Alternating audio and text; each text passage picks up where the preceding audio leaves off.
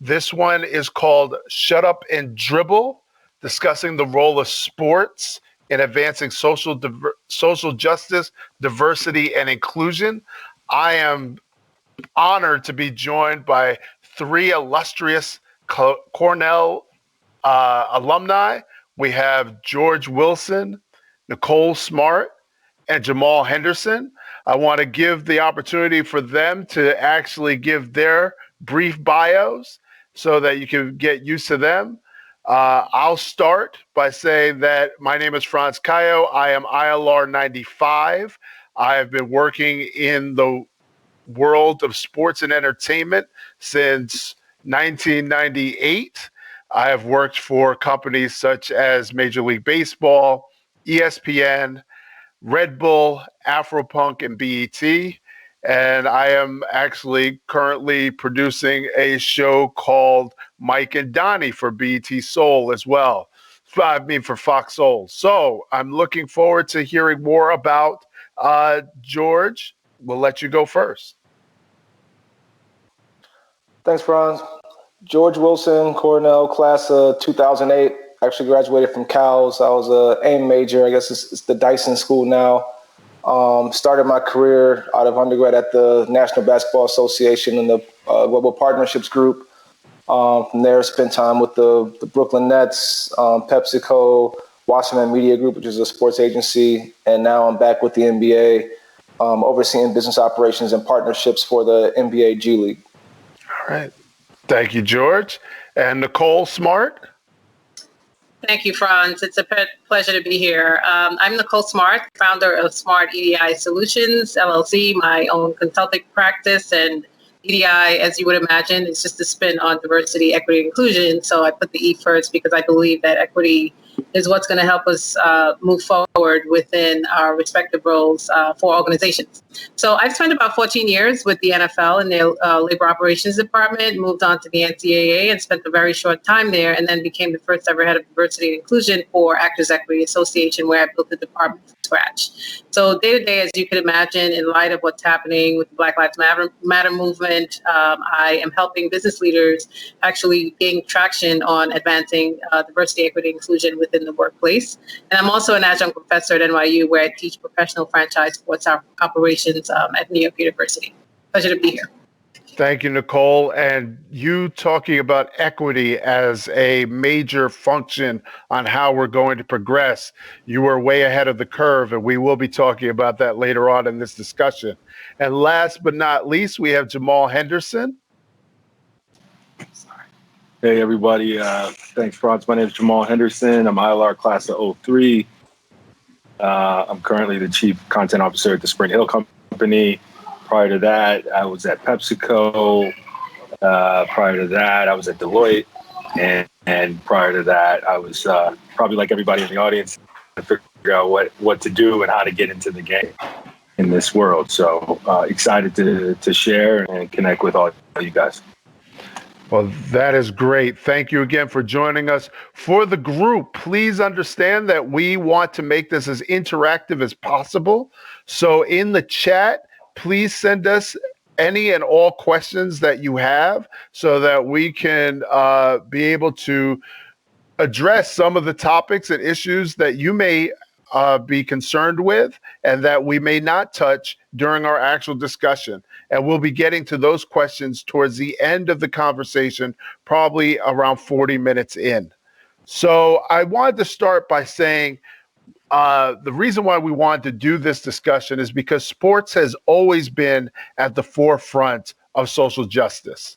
And for those of you who think that this is new, it is not. We've been dealing with this since the days of Jesse Owens at the Berlin Olympics and with Jackie Robinson breaking the color barrier and actually driving more revenue to the sport of baseball, more so than anything that dealt with social justice. And you have Muhammad Ali and his talks about, not going to Vietnam. You have the Olympics in '68, and then you can keep going further and further. And now we're at another point in 2020 where we're talking about this. How has the events of this past year you think affected the role of athletes in social justice? Has it been amplified? Is it the same as you have seen in the past? Where would you go with that? And I'll start with you, George, since you deal with a number of league properties. Sure. I really think that this pandemic has really calmed a lot of noise just in the space as far as distractions, and really allowed a light to be shed on social injustice and a lot of things that unfortunately have been accepted as just the state of things for a while. I mean, you've had, Kaepernick has been representing this for several years, and people kind of took notice, but it wasn't like it is now. So I think with the pause in sports, the pause in the whole world, and then us trying to bring things back, athletes really having a chance to use their platform to really demand certain changes, demand certain acknowledgments of things that matter to them, not just being utilized as a way to continue with the distractions, but really bringing this conversation to the forefront. I feel like that's what really set the stage for us to be able to, the NBA in particular, and the WNBA, to really just address a lot of social justice issues head on. And I'm really proud of the work that we did over the last 3 months to do that. And that's a very good point that, the NFL has now come around with some discussion about social justice and inclusion. But then the NBA really, because it was the forefront with the playoffs, looking with the end of the season, the playoffs coming back, using that as a platform. Jamal, you have a certain client that might have been at the forefront of that discussion from a player's perspective. What was the feeling of maybe him or even the company that you represent when all of this started to happen for and the brand that you represent? Yeah, well, he's, first of all, he's not a client; he's the boss. So, but yeah, no. I mean, I think leadership. I think George said it well. I mean, I think I've been working with LeBron and Maverick, who started the Spring Hill Company, for about 5 years, and I think the thing that's always been really clear is their commitment to the space. So I think while the world is having this social awakening, I think our the product we put in the world and our sort of perspective on it hasn't really changed. And now I think the time is for everybody on this call and folks in the world to just sort of embrace that and try to make this a movement and not a moment. And so we've been fortunate to make a documentary about Muhammad Ali, who you mentioned, and then also a documentary series called Up and Dribble, which is a good name for this panel. But I think it's about taking it forward, and LeBron's been a leader at that, and he's a leader right now with More Than a Vote and sort of what we're trying to do to quell voter suppression throughout the U.S. And so I think athletes and sports in the sports industry and the folks on this call have a responsibility, but also an opportunity, a platform, right, to sort of make that change. And obviously it's through celebrity and through platforms, but in all of our perches, I think we have an opportunity, right, to make a dent. And I think sort of the time is now. So that's been my purview on it. I've just been really fortunate to be able to execute on some of the things that the team is standing for. So we're really proud of the fact that we don't have to do some of the work that bigger organizations have to do, because we've sort of built that way. And with regard to equity and diversity, and I'm really interested in what Nicole has to say, because she's obviously doing that work from the inside out. We've been fortunate to get a lot of incoming calls, obviously, from old companies, old media, and the like, who want some of that sauce, and so we're happy to give it to them for a price, but also be a part of the change, right? So that's my perspective on it. I think the opportunity is tremendous for us all, and if we can, grasp it right now in this moment. And that is a wonderful transition to Nicole. I was going to bring that up. Nicole, you have been doing this for a while. You have been talking to leagues. You've been talking to various organizations. What's different about the moment now than when you started on your campaign to actually bring this to the forefront? Do you feel like, and I'm going to just steal this directly from the question that popped in from Zachy Morgan, and he just said it better than I could. How do you know that the companies and leagues that are uplifting Black voices and experiences are authentic this time, as opposed to being opportunistic of the time? How do you see the difference between in the past and now, if any? Yeah, no, that's a really great question. And I always lead with this where I'm not from this country. I identify as Caribbean Black, where I'm from the Twin Island of Trinidad and Tobago, and then obviously a U.S. citizen.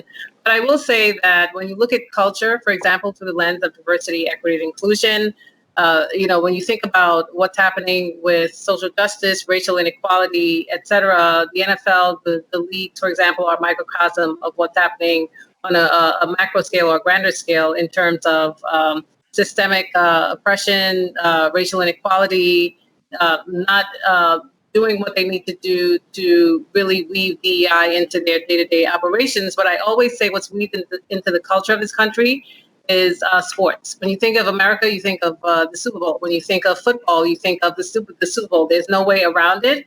It's something that is very attractive to a lot of people, within the United States as well as externally. And then also when you think of sports, it's the ultimate equalizer. And then with these players that are taking a knee, for example, Colin Kaepernick and what he's done, I think it was about 4 or 5 years ago to raise awareness when it comes to racial inequality and bring awareness to social justice with this country.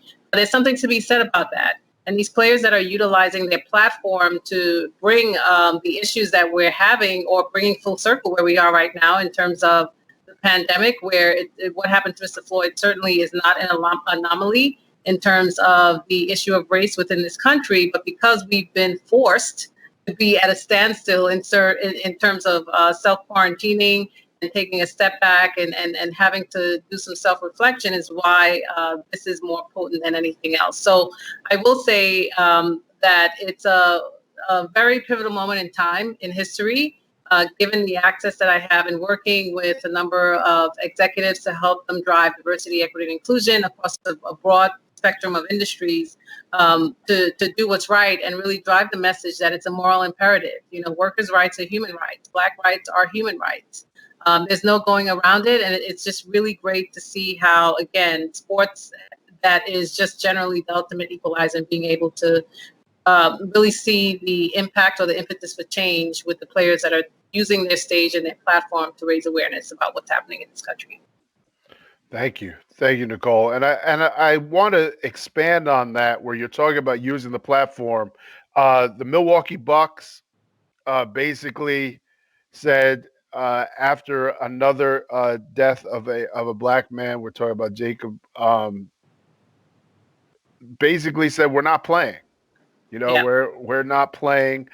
You have in the WNBA wobble, they said, say her name, Breonna Taylor. This could affect things financially for a number of these leagues and players and what have you. I want to touch upon this with both you and George and Jamal. I guess any of you can answer this question. How do we see that impact moving forward? Do we think that players are safer now than when Colin was doing this 4 or 5 years ago, or do you think that there's still an opportunity for backlash? I'll jump in on this. You certainly will see backlash in terms of what we're seeing right now, not to really bring politics into this and the ratings when it comes to our current president and the Biden-Harris team. But it takes change. It takes time to actually shift mindsets in terms of really seeing what the bottom line is in terms of advancing underrepresented communities, which goes beyond race. When you think about it, it goes beyond Black individuals. It goes beyond women obtaining leadership positions, the age demographic, sexual orientation, all of the legally protected classes where hiring biases should not occur. But it's something that is going to take some time. However, I will, drive the message until the wheels fall off, that in order to see a shift of that pendulum and in order to create sustainable change, what we're doing right now, or what millennials and everyone in support of the Black Lives Matter movement is doing to advocate, and players on the court, on the field, et cetera, to really drive that message, it's important to really drive the agenda for sustainable change, which is what we need. We need sustainability. We need to hold people accountable, and that will help move us forward for sure. And thank you, Nicole. And to push that forward, George, you deal with a number of young players, 25 and younger, in the G League. How do you feel this moment has affected them in terms of, their priorities and their thoughts about messaging? Well, one thing I'll share to set the stage to answer that question is we just launched this new program that basically provides a training ground for top high school prospects who are NBA draft prospects to come to the G League in lieu of going to the NCAA to be a one and done player. We just launched that program at the height of the pandemic in April, and we have about 6 guys who are a part of it. And all of them are watching what these NBA players are doing and kind of watch how they handled this pandemic. So kind of tying it back to what you were saying about like the Bucks and how they boycotted, and and just how we brought forth just the message through the NBA lens.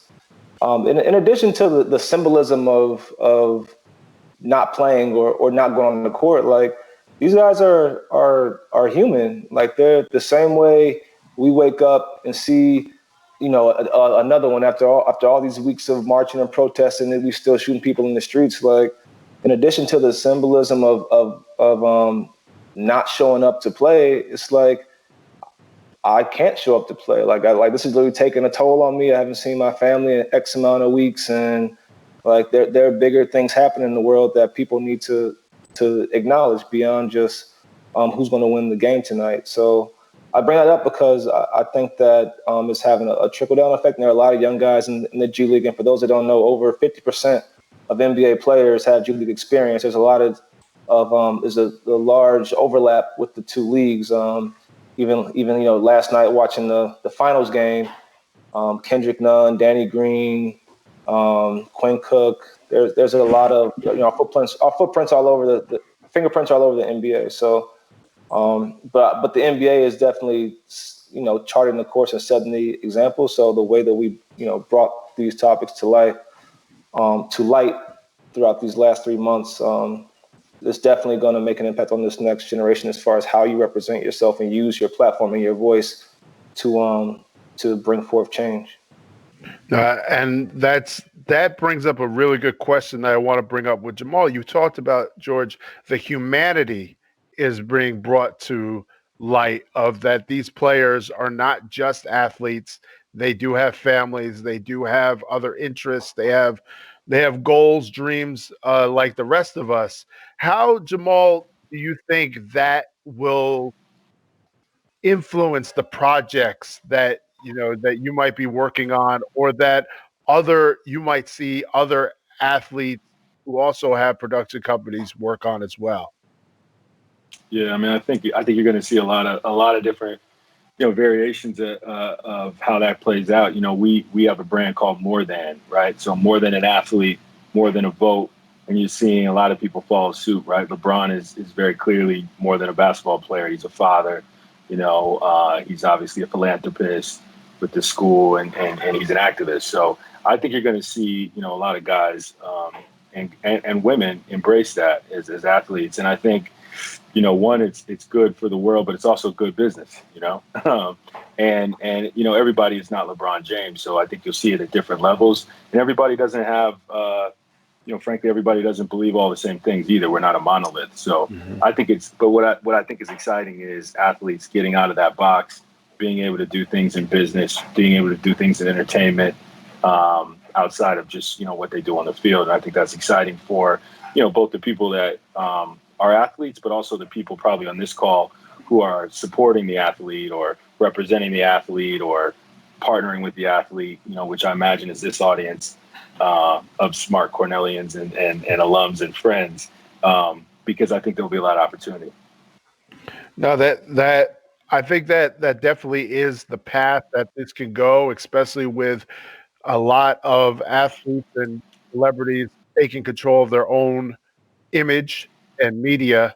Um, Going along with the path of how this has come about, at the beginning of the Black Lives Matter protests and movement, 67% of people were fully in favor of it in the United States. That was in June.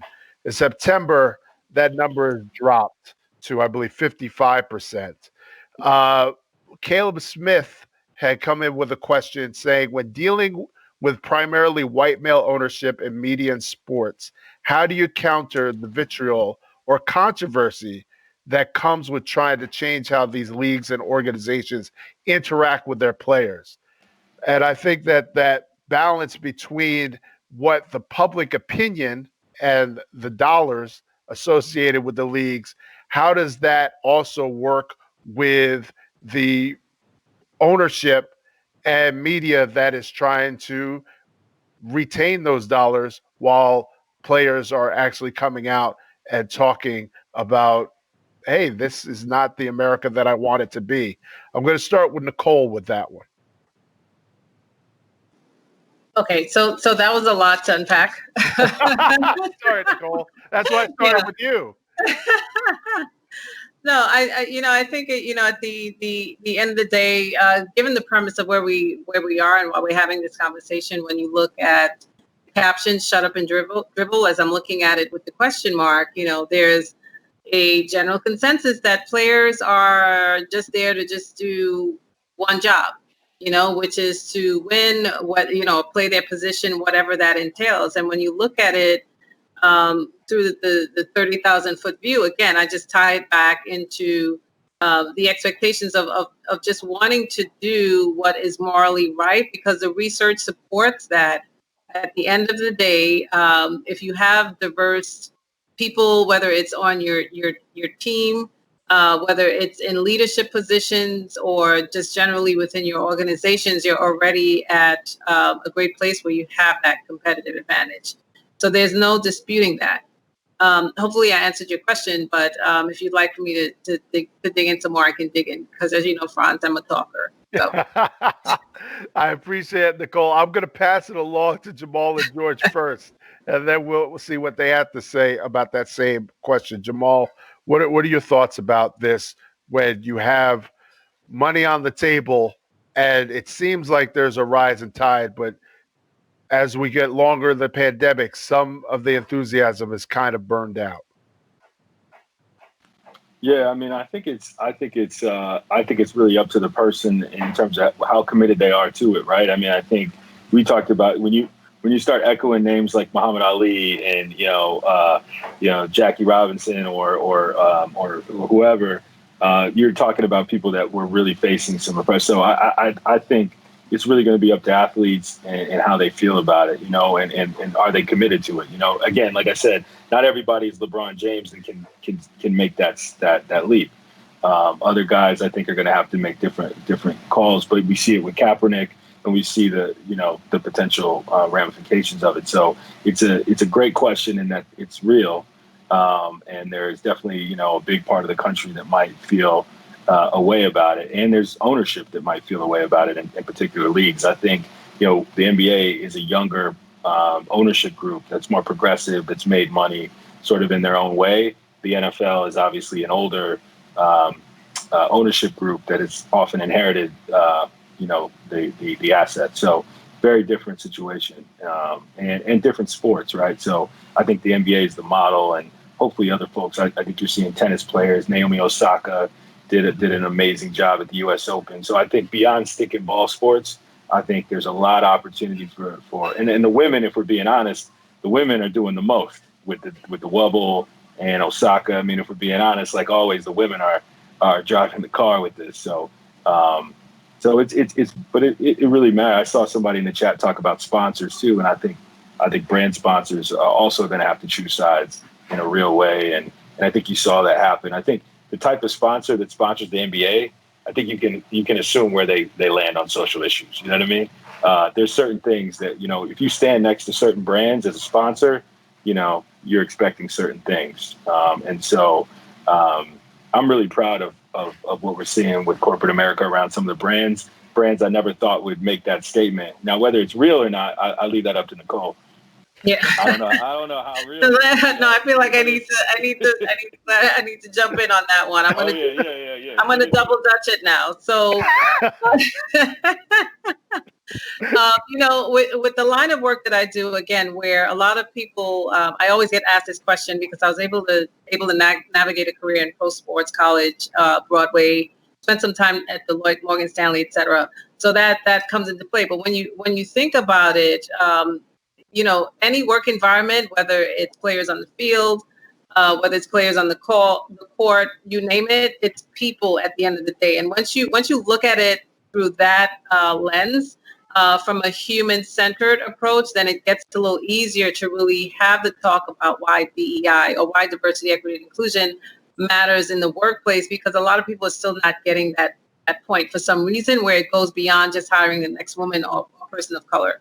You know, to the point about Naomi Osaka, for example, I feel I'd be remiss if I didn't say this, where during the historical win that she had, there was a lot of focus. For example, I'm just giving you an example. There's a lot of focus on her hair, you know, as identifying as a you know, Black woman, for example, and her hair, and she's able to perform despite the fact that she has her hair out. And I'm like, why is that an issue? And some of you, or all of you, you know, most of us are ILR, but when you think about laws that are in place, I believe in New York and California, that goes against any type of discrimination for people with natural hair. You know, there's something out there that's real that goes against natural hair discrimination for people of color, for wearing natural curls, twists, braids, and other natural styles, etc. And think about why we need to have these laws in place. When you think about the EEO laws, when you think about the American Disability Act, when you think about the Civil Rights Act, and there are things in place to help advance underrepresented communities, but here we are today having this discussion. You know, the real question is why is that, and how will we move forward? Is it all smoking mirrors? Is this something where, you know, it's meant to, we have these laws, but, you know, the social construct and within the workplace, there are these systemic, you know, systems that are in place that helps to sustain these barriers, that does not help people advance. When you look at what's happening with the CEO of Wells Fargo making comments that there isn't enough Black talent out there, which blew my mind, regardless of whatever the explanation or statement that was made. We really have a long way to go, but I see sustainable change moving forward based on the access that I have on the inside, working with a number of executives, where people right now are being responsive and some reactive, and then some proactive. But you know, we have to move forward in order to get to where we need to be. No, definitely agree. I think that there is a lot of work that still needs to be done, and I want to thank Jordan Berman for sending in that question. Along with that, all that work that needs to be done, a question from Randy Rigler, basically asking, you know, looking at their Facebook feeds, they see that people don't fully understand what the BLM movement is about. They haven't understood the defund the police movement, which I'm going to personally say is probably one of the worst marketing names of all time. And also, you know, not understanding the difference between kneeling for the flag and not disrespecting the troops. How is it possible that when these athletes go out there on these platforms, is there a way for them to be able to explain it in a way that the majority of America can understand? Is it their responsibility to do that? George, I'd love to hear your perspective on that. Yeah. So My view on that is interesting. I feel like, and this kind of ties back to the prior question you asked. I feel like the NBA, maybe I'm biased, but I feel like the NBA and our players have really hit a sweet spot in understanding their power and influence. One of the reasons one of the reasons I attribute to that is that they move as a unit. They decide what they want to do, what's important to them, and we're sort of forced to listen. Not even forced, but desire like what is the most effective way for us to get this message across? Like the whole Black Lives Matter on the court during the bubble. The signs or the different phrases on players' jerseys, like they all had input with that. So when you talk about people not understanding the symbolism of, or what does Black Lives Matter mean, or defund the police, um, and this is my personal view, but I feel like sometimes people don't want to receive the message, and you have to find fault with it, because I think it's been pretty clear. And again, maybe I'm biased because I'm a black male, but never was it more clear to me when, after months of or weeks rather of hitting the NBA bubble with the messaging front and center, every interview, players only talking about Breonna Taylor, not even answering questions. You think, okay, maybe America's got the message now. Maybe there won't be any more police shootings, at least in the short term. Another one happens in the moment. It ties all back to the message. That leads to the players not playing games for that period. Like, how could you not? There's no excuse not to get it unless you just don't want to get it, or you want to try to rationalize your disapproval of what's happening. And I feel like a lot of people do. I mean, it's kind of a psychological study. Like, how do you rationalize your feelings about something? Because no one's going to say, like, I'm racist or I hate X, Y, and Z. You're going to rationalize it in your own way. So for, NFL players taking a knee, you got to say disrespecting the troops. And in reality, we've said 100,000 times what it's actually about, but that's your rationalization of it. So, in my personal opinion. I mean, a perfect example of not fully embracing it is you had the season opener of the NFL in Kansas City, where they did have fans, and after everything was done, the players came out and embraced in unity, and that's when the fans started booing. So it wasn't about the flag, it wasn't about the national anthem, Exactly. It wasn't about lift every voice. It was a factor where they were booing unity. So Jamal, how do players help educate when you have that as the response? Yeah, I mean, I'm not an expert on that. I don't. That feels like a 1619 podcast we got to get into. I agree with the rest of the panelists that and I think George put it well. Sometimes you can't change it. It is what it is. So I think you can only speak to the folks that want to listen, and I think obviously doing so unapologetically is sort of what we do at the Spring Hill Company, and those are the stories that we want to tell and advocate for. Okay, fair enough. Fair enough. So I wanted to get into the next section of this is basically we have all of this attention being brought about social justice, but we also want to talk about equity and having more people involved behind the scenes, being able to make these decisions from a league, player, team version. I'm going to start with Nicole. How do we start getting more equity? I mean, people may come in the recruitment process, but they don't always stay for a myriad of reasons. Yeah. How do we make that work?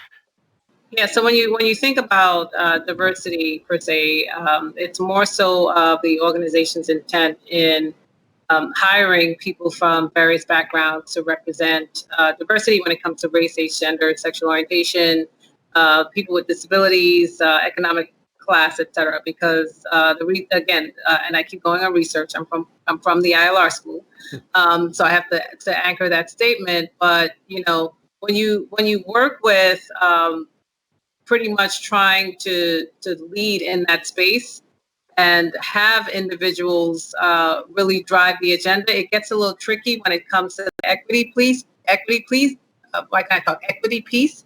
Because when you look at leadership, if they're not championing diversity from the top down, culture will eat strategy for breakfast. You have to be proactive. You have to be intentful in what you're doing. And part of that is, okay, you want to hire for diversity. And then when you get them in the door, what are the structures that are in place when it comes to inclusion, which is the invisible thread that binds it all together when it comes to diversity, when it comes to giving them a seat at the table, when it comes to making people feel that their opinions are valued within the workplace, when it comes to structures that support effective affecting reporting when it comes to discrimination or harassment in the workplace. And when you think of equity, essentially, it's giving everyone equal access to opportunity, and I mean everyone, white, black, you name it. Everyone has the same leveled playing field to obtain the access that other people, i.e. white, and I'm just going to keep it real, white men and women have had over the years. So it's just really setting those supportive structures in place to level the playing field for everyone. And in turn, at the end of the day, it's something that's advantageous or beneficial for both the employee and employer, where when you look at the return on investment or the various benefits, that's why diversity matters in the workplace beyond the moral imperative, it really just helps with every other aspect when it comes to improving your brand reputation, the bottom line, increase morale, decrease retention, decrease turnover, increase retention, like you name it. There's so many different benefits. But I want to just tackle really quickly, and I'll take 30 seconds because, again, I've become a little talkative too much.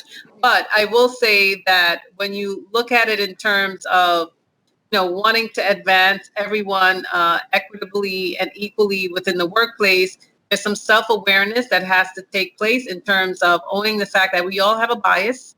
And when it comes to leadership representation, white men and women, whether that be the team owners, whether that be a coach, whoever that entails. But if you're resistant to change, and you're not accepting the fact that we all have biases when it comes to our decision making, that it distorts the way we see people and managing prejudice and stereotypes and all of that, it will certainly impede any kind of trajectory moving forward. Just wanted to bring that up from a previous point that was referenced. Fair enough. And I guess, thank you, Nicole. That is a lot for us to unpack as well, because that means there is a lot of work that has to be done. And, even when you're looking at hiring and retention, a lot of the hiring comes from the connections that you already have and who it is that in these particular roles. We had a very quick hire of Steve Nash for the Brooklyn Nets. And then afterwards, a very quick hire of Doc Rivers. So I don't know how much of a process went into either one of those, as I am not behind the scenes. But I do believe that a lot of that had to do with the relationships that they already had. And how do we get to the point where we have an actual Rooney Rule that has teeth for a lot of these organizations to make it so that there is more of an opportunity for people who are not just white males or white females to be able to be a part of that. I'm going to put that on to you, George, as you work for a league. I feel like I got to take the whole sports industry on my shoulders with that response. Look, I think Nicole touched on some good points, and it really has to be top down. It has to be something that's important to leadership and that they do more than just talk about, but they actually put action against. I can say like the NBA, for example, has done just as much behind the scenes as they have front and center on your television screen. So one new objective or goal that was implemented over the past 3 months was that the NBA has an internal goal of having 30% of employees that are VP and above to be Black. I didn't say people of color or minority or diverse. They said 30% or higher Black VPs and above, and who like touch the business, who are like dealing with the deals and the money, not necessarily sort of service roles. So I feel like it takes those type of deliberate mandates and actions. And I mean, of course, you have to have a onboarding plan and inclusion, and you have to have a way for them to be empowered to do their job. Because if a negative culture is really set in its ways and has 10, 20 years of just settling, you're gonna have people who show up and turn around and leave because they just can't crack the code. So those are my thoughts.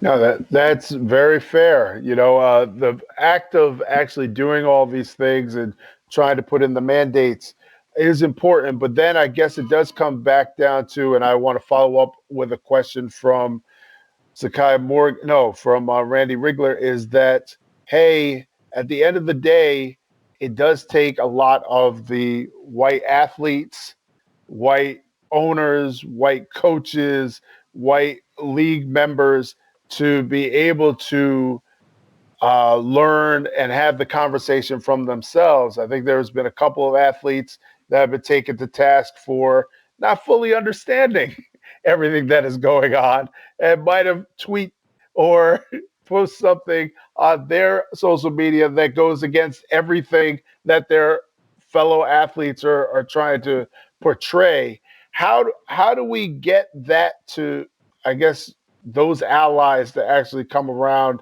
and help make this message more palatable, I guess? Hey, it's not so bad. I work with this guy. This is important to them. I'll start with Nicole, then go to Jamal. Thanks, Ron. It really goes beyond articulating the business case. Again, there are a number of factors in terms of really driving this message about why diversity and inclusion is a business imperative, as well as a moral imperative as well. But it really goes beyond just driving the business case. I always say when it comes to giving up, this work entails leadership giving up a sense of power. And let me explain before everyone starts, what does that mean? When you create structures within an organization where you have diverse representation within the workplace, again, race, age, gender, sexual orientation, secondary classes, marital status, economic status, etc. And then when you look at that, or even you mirror that in terms of what you're trying to do at the end of the day, it's not something where you can easily, and I'm just trying to make this without putting my foot in my mouth after I had it, but it goes beyond really articulating the business case for diversity, but also giving up a sense of power if you want your players, if you want your administrative staff, if you want everyone collectively when it comes to the inclusion piece and helping to really anchor what DEI entails in the workplace. It takes a collective of everyone in the workplace and, conducting that self-awareness and really embracing the fact, for example, we all have biases. We don't have to take a radical approach into pointing fingers. Okay, you're biased and you're biased. No, we all have biases because we come from all aspects and different walks of life. But it's really driving the message about the moral imperative, moral imperative, but using this opportunity where we're all at a standstill. We're fighting several pandemics when it comes to the pandemic, Black Lives Matter movement, historical elections, so many things that are happening simultaneously and really trying to gain that footing on that. But also where this work entails, and I'm speaking on this through the lens of leadership, that things have not progressed because it is perceived as giving up a sense of power when it comes to minorities. And yes, I said it. Understand? So it just really is something to think about when you look at why we haven't gained more traction when it comes to diversity, equity, and inclusion in the workplace beyond what the research says that it has many benefits in achieving the bottom line. You have a business, you want to achieve the bottom line and go beyond. You have a diverse makeup of leadership that represents the demographic of this country, players on the field, on the court, you name it. But it goes into, I think, part of why there's a lot of hesitance on why we haven't advanced or moved forward as quickly as we should. It's given the historical context of this country and that influence in giving up a sense of power to make people feel that they have a sense of belonging in the workplace. Really think about it. I'll challenge you all to really think about what I'm saying with that.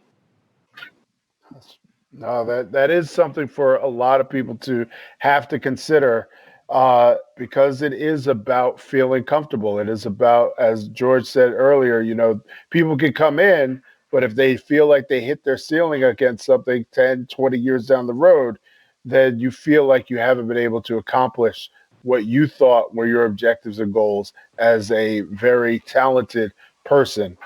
Um, you know what? I'm going to switch gears a little bit in terms of the fact that Cornell has been great at, maybe not as much as getting players on the field, but definitely a lot of people behind the scenes and doing the work on the leagues, at the entertainment companies, at the teams, what have you. How can these students take advantage of those connections and do it in a way that doesn't seem like, sad to say, harassing or overkill? I mean, I've been known to text or email or LinkedIn people on occasion, and you want to make sure that you're not going overboard. But we have so many people in the fields. What is the best way for them to be able to start that reach out as students who want to be inside this field? And I'm going to go straight to Jamal for that.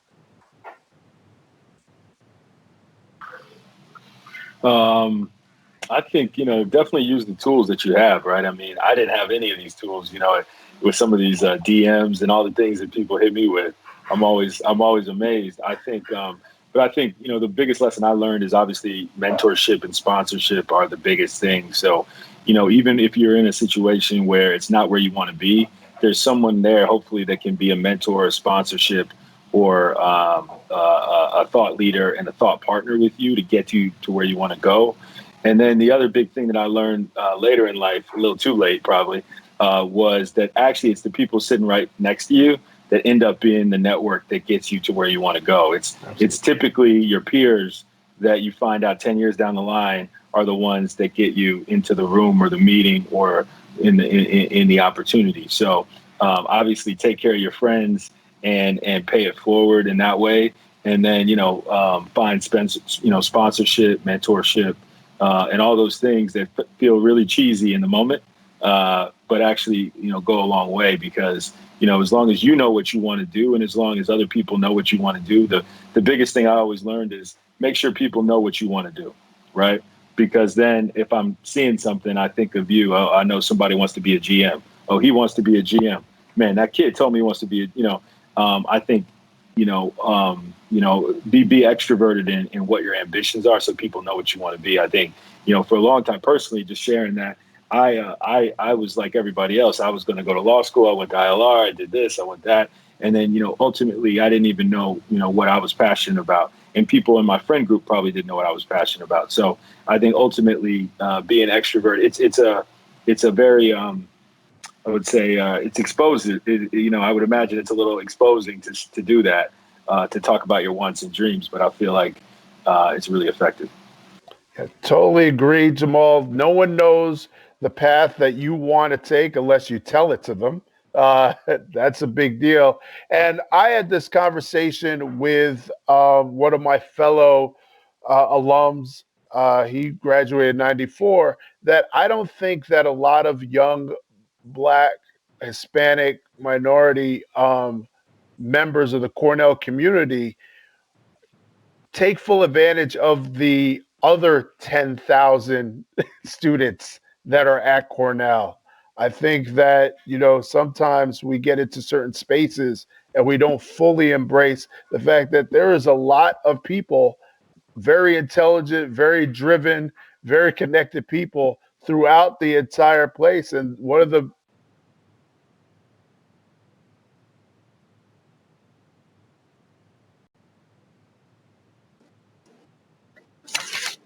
I think we lost Jamal there.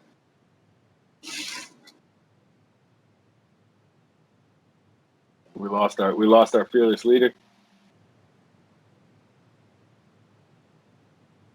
Okay, well, maybe I can talk while they're trying to troubleshoot where I wanted to drive a really important point to what he was saying as far as the accessibility to expand your network as students with the Cornell community. Also utilizing LinkedIn, reaching out to individuals that like myself, working with the career office and really putting it out there what you're looking to achieve, and then in turn.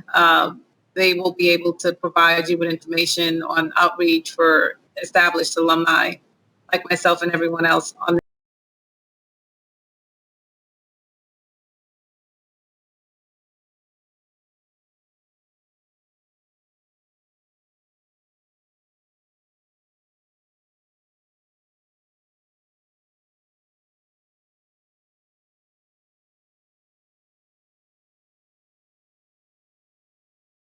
be more productive because we all have unique skills in the workplace.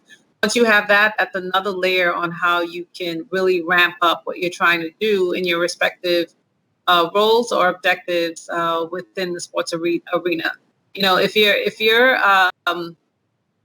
trying to go, for example, and this is one of the things that I regret I didn't do. I was not a student athlete going to college or high school, but if you are able to acquire the skills that has been shown, example, for women in the C-suite, 90+% women in the C-suite, there's a correlation with them being either pro or student athletes, which help them get to where they are. So when you think about owning your skill set, really getting the psychometrics assessment on that and determining who you are as an individual. And I never use weaknesses because we all heard of strengths and weaknesses, just assessing your strengths and really using that as the blueprint to help drive you as you move forward in your career trajectory, but obviously taking advantage of every opportunity that you can to advance, to network and meet some really amazing people like everyone else here on this panel today. It's fun fact. Yeah, I'll jump in on that. I think Okay. those are some good points, Nicole and Jamal. Thank you. And Thank you. just to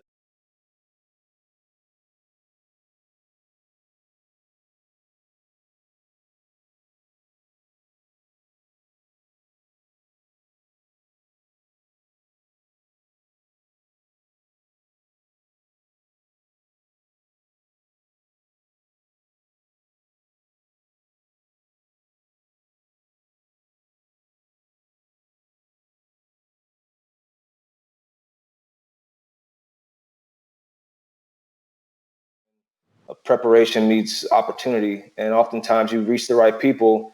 But if you can articulate why you're interested in sports, or what part of sports you're interested in, sports is like any other industry. Like, are you interested in marketing? Are you interested in finance? Are you interested in the operations side?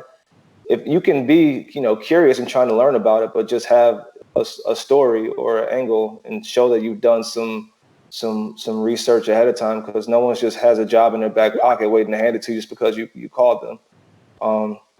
And the last thing I'll say on that is I do feel like people are more open to speaking with students versus people in the workforce who are trying to immediately look for a job. So but the work is going to be on you as the individual to really put up the shots, and everybody's going to respond to you. They don't owe you a response, but for those that do ask real questions that you actually want to know the answer to, and just find a way to keep in touch with them for when you actually do need to utilize them as a resource. Okay, I just got a message from Franz. His internet went down and it's not rebooting. So I guess we can drive the rest of the questions if you don't mind. I'm just getting a text. Something's going on with his internet. It's rebooting, and I know we're pressed for time with 5 minutes. I will say for the students that have joined us today, in terms of wanting to get into sports, what George has mentioned earlier, and Jamal, you can jump in as well if there's anything you'd like to add on this. But it's important to be proactive and understand that this takes work. in terms of building a network of people, whether they are allies or sponsor or as a mentor, because that is what is going to help you as you navigate this very small network of people. And it's very hard to get into this network of people within sports, and you have that access through Cornell alumni. You really utilize it to your advantage, but as a student, even more so, because to your point, George, people are willing to speak to students and support them and help them and take those informational, well, not coffee breaks because we're in COVID, but to take those emails and set some time up to really support you, where you will see down the line how that will be instrumental in helping you have a greater traction when it comes to advancing in your career. So really use that as a student to your advantage. And Jamal? Yeah. No, one thing I'd like what you said about the student athlete balance as well, as far as transferable skills, and obviously everybody can't be a Division I, athlete at Cornell. Yes. But I do think another version of that is like club leadership and just being involved outside the classroom. I know when I was looking for sports internships, being able to speak to being the VP of this or running point on that, and showing like I was looking to be in sports in the marketing capacity, and I had several on campus, VP of marketing roles at different clubs that I could say like I did X, Y, and Z, and here's why I'm competitive for this internship versus just pointing to classes. So just whatever elements of your Cornell experience you can grasp to help craft your story and be clear and cogent, craft it. I'm just looking at a pop-up question about reaching out to us. I can only speak for myself. I'm on LinkedIn, Nicole Smart, so feel free to Google me. I'll be happy to connect with you on LinkedIn. Likewise, whatever you need. Yeah. Jamal, is there anything that you would like to add as far as students really taking advantage of their experience to build their network or anything around that topic? No, I think you guys both nailed it. I totally agree with the club leadership piece. I started off playing football, so I agree with the student athlete piece as well. I think all those things, anything you can do, all those tools in your toolkit are helpful, and definitely agree that now as a student or a graduate student is the time to ask all the crazy questions, and because as you go down your career, people will probably give you less time. So now is the time to do that, and definitely my experience with the Cornell alumni base has been really, really positive, and I'm definitely someone who wants to pay it forward myself. So utilize it. Awesome. So I think we have about 2 minutes. I don't know if you all would agree if you'd like to do like a 2-minute end session, whether it's a quote, a comment, recommendation, whatever that entails as we wrap up this evening.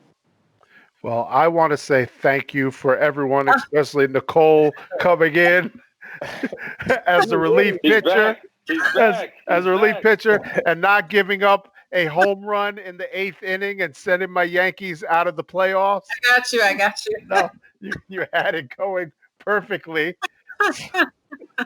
But definitely want to say in terms of this discussion, this is only really the beginning.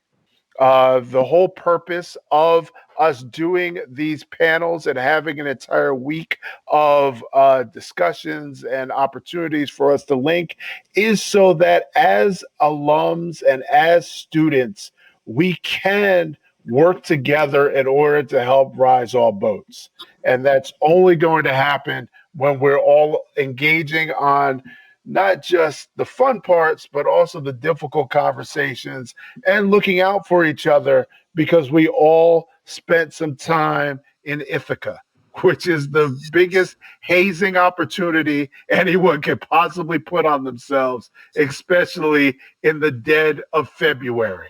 So that alone should make you always look out for your fellow Cornellian and be able to use this opportunity to say, I want to be in this industry. How can I actually work to be able to do that? I do have, as Jamal said, I do have stupid questions. I want to feel safe asking these questions with a fellow Cornellian because we all have been through it. We all understand what that process of getting to another level is for us, and we are here for each other. So I want to thank our fellow panelists, Nicole Smart, George Wilson, Jamal Henderson. Please connect with all of us on LinkedIn. I am Franz Cayo. There's only one of me on LinkedIn. You should be fine. And please enjoy the rest of the week of panel discussions that are going on at 6 p.m. and also the networking that we're going to have as well.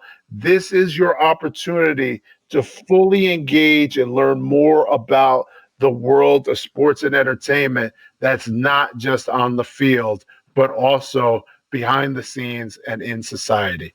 So thank you.